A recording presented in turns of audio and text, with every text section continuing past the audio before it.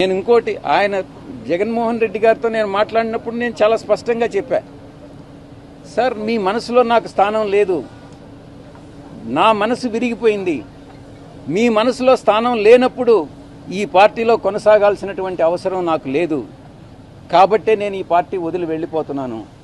మీ చుట్టూ ఉండే వాళ్ళ చెప్పుడు మాటలు విని మీరు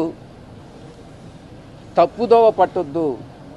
మీకు ఎవరు నిజాలు చెప్తున్నారు, ఎవరు అబద్ధాలు చెప్తున్నారు అన్నటువంటిది మీరు పూర్తిగా అర్థం చేసుకోండి. అర్థం చేసుకొని మీరు నిర్ణయాలు తీసుకోండి. అప్పుడు మీరు ప్రజలకు ఉపయోగపడతారు. మీరు నాయకులు, అధినాయకులు, ముఖ్యమంత్రిగా 5 సంవత్సరాలు పనిచేసినటువంటి అనుభవం ఉంది. భవిష్యత్తులో కూడా మీరు ఇంకా ప్రజలకు సేవ చేయాలి. కాబట్టి ఈ చుట్టూ ఉండేటటువంటి వాళ్ళ మాటలు వినవద్దు అని నేను ఫోన్లో మాట్లాడినప్పుడు లండన్కి నేను చాలా స్పష్టంగా చెప్పాను.